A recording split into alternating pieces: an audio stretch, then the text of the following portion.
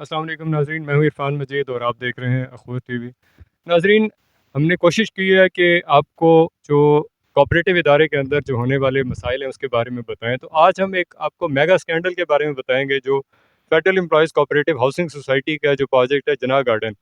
इसके अंदर जो आजकल गलियों को तब्दील करना और नई से नई गलियाँ क्रिएट करना और रीनंबरिंग का जो सिलसिला है वो आजकल उरूज पे है।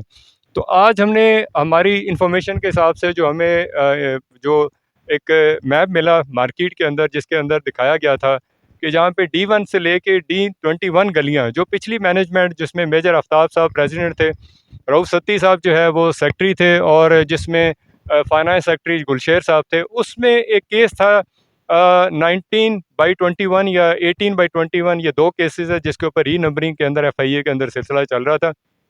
इसके अंदर जो फाइनल रिपोर्ट FIA ने दी थी वो 2 अरब रुपए की लायबिलिटी थी और हमने देखा कि जो पिछली मैनेजमेंट कमेटी थी FIA के साथ मिलके उन्होंने उस तमाम केसेस को जो है वो ख़राब कर दिया और उसमें देखा गया कि मुख्तलिफ जो मेंबर्स थे वो कुछ अरसे के लिए FIA की तहवील में गए और वो बहुत जल्दी बेल आउट हो गए।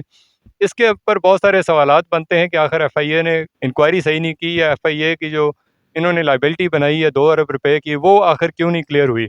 नाज़रीन, इसी सिलसिले में आज हमने डी की गलियों की तरफ विज़िट किया है। मैं अपने कैमरामैन से भी कहूँगा कि वो भी आपको दिखाएँ कि यहाँ पे हुआ ये है कि D1 से लेके D9 तक जो गली थी वो क्लियर थी। D9 के बाद D10 जो गली है वो तकरीबन आधी क्लियर थी और उसके बाद जो गलियाँ थी और उसके ऊपर D11, D12, D13, D14, D15 जो गलियाँ थी उसके ऊपर जो नया जो कह लें कि जो मैप के ऊपर देखा गया उसमें ई की गलियाँ E1, E2, E3, E4, E5 बना दी गई हैं।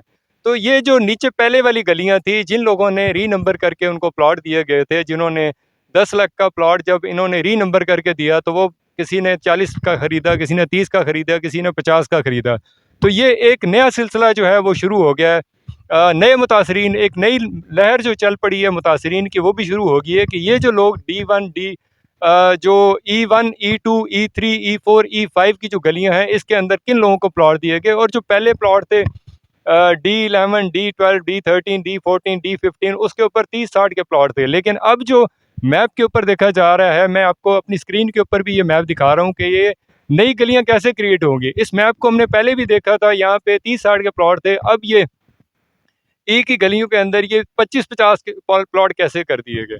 नाजरीन, इसी के साथ हम दूसरे जो एक और चीज़ था कि भाई D15 के बाद जो D16, 17, 18, 19, 21 तक जो पिछली मैनेजमेंट ने गलियां क्रिएट की थी, मैं आपको अपने कैमरामैन के ज़रिए दिखाना चाह रहा हूँ कि इस जगह के ऊपर जो है ये नेवल का कब्ज़ा है और नेवल जो है वो आज तक उन्होंने क्लियर नहीं किया। तो ये कैसे पिछली मैनेजमेंट कमेटी ने ये सारी गलियां जो है क्रिएट की, रीनंबर करके लोगों को दी, तो ये तो एक ऐसा अलमिया है कि नया सिलसिला जो रीनंबरिंग का है वो खुल पाया गया है। इदारे जो FIA है, नैब है, रजिस्ट्रार है, ये इनकी सरपरस्ती में सारा काम हो रहा है।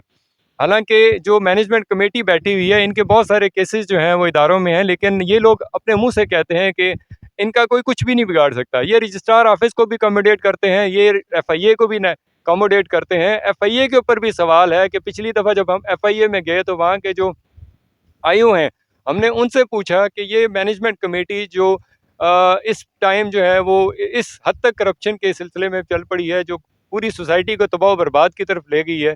यहाँ पे जो मेंबरान का राइट है उसको कोई प्रोटेक्शन नहीं है, रजिस्ट्रार ऑफिस जो है वो भी इसको प्रोटेक्शन में ले रहा है और जो रीनंबरिंग का खाता है वो इस हद तक चला गया है कि जिन लोगों ने पहले प्लॉट लिए थे उनके ऊपर ही दोबारा प्लॉट लगा दिए जाते हैं। लोग जो हैं, हमने पहले भी अपनी वीडियोस के ज़रिए बहुत सारे लोगों को यही कहा कि आप अपनी NDC अप्लाई करें, आपको मालूम हो कि आया कि आपका प्लॉट रीनंबर हो चुका है या एग्जिस्ट कर रहा है।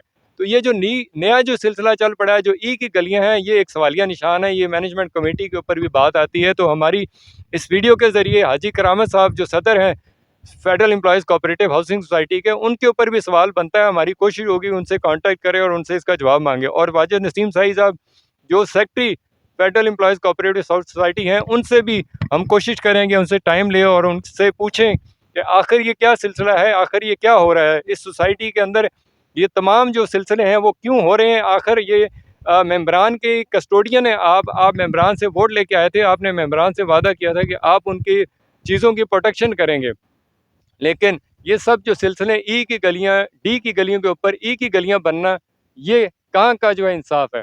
इसी के साथ आप अपने होस्ट इरफान मजीद को इजाज़त दिए। नेक्स्ट टाइम हम नए टॉपिक के ऊपर आपको इन्फॉर्मेशन देंगे कि सोसाइटी के अंदर क्या सिलसिला है। हमें भी अपनी दुआ में याद रखिएगा। अल्लाह ताला हम सब का हामी और नासिर हो। अस्सलाम वालेकुम वरहमतुल्लाह।